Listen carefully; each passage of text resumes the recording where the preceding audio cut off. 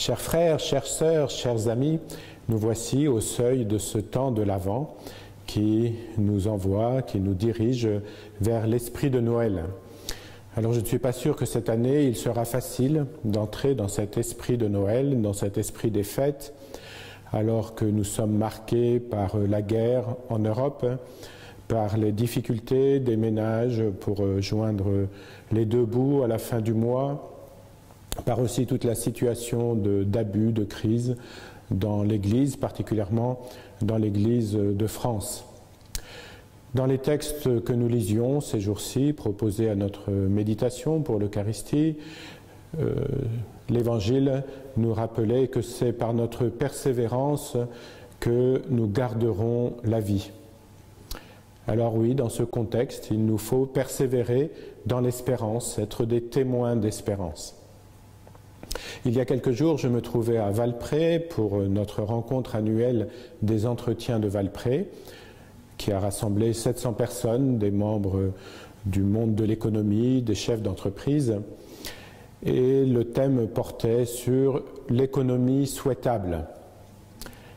Et l'évêque de Lyon, Monseigneur de Germay, est intervenu en nous présentant la figure de Pauline Jaricot.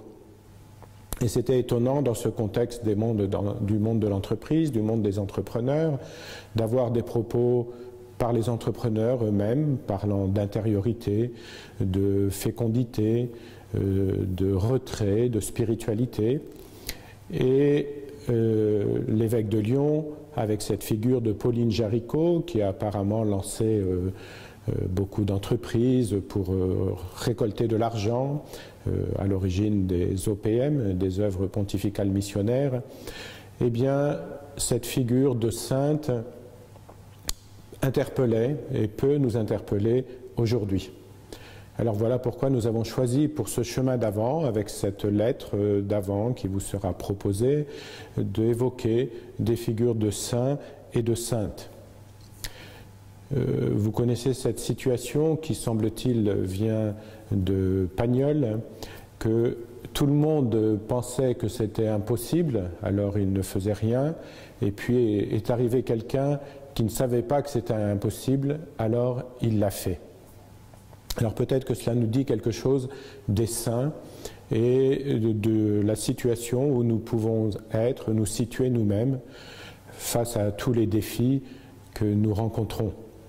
Peut-être ça nous paraît impossible et pourtant nous pouvons le faire.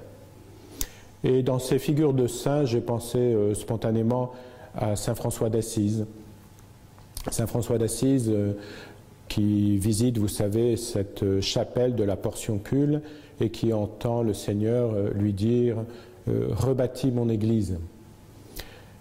Et dans un premier temps, il pense qu'il s'agit effectivement « rebâtis ou répare mon Église » plus exactement. Et Saint François pense dans un premier temps qu'il s'agit effectivement de la chapelle et petit à petit comprend qu'il s'agit de réparer l'ensemble de l'Église.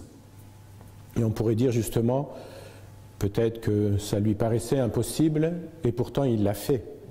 Et vous connaissez tous la fécondité de Saint François et la façon dont il a marqué un renouveau dans l'Église de son temps.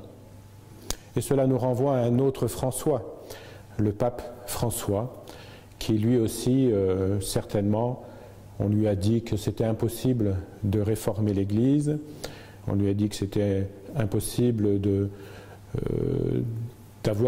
mettre en place les bonnes pratiques par rapport aux questions d'abus, et pourtant il le fait, malgré toute l'adversité qu'il peut rencontrer.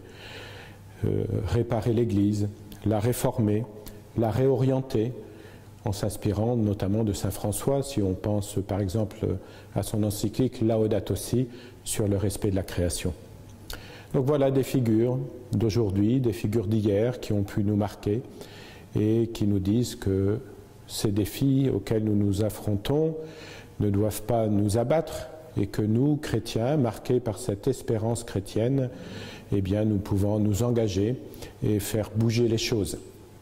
Donc que ce temps d'Avent, dans lequel nous entrons, où nous pourrons être éclairés par les figures de saints qui ont marqué certains d'entre vous, certains religieux, certains laïcs qui interviendront dans cette lettre, et bien que ces figures vous soutiennent dans votre marche.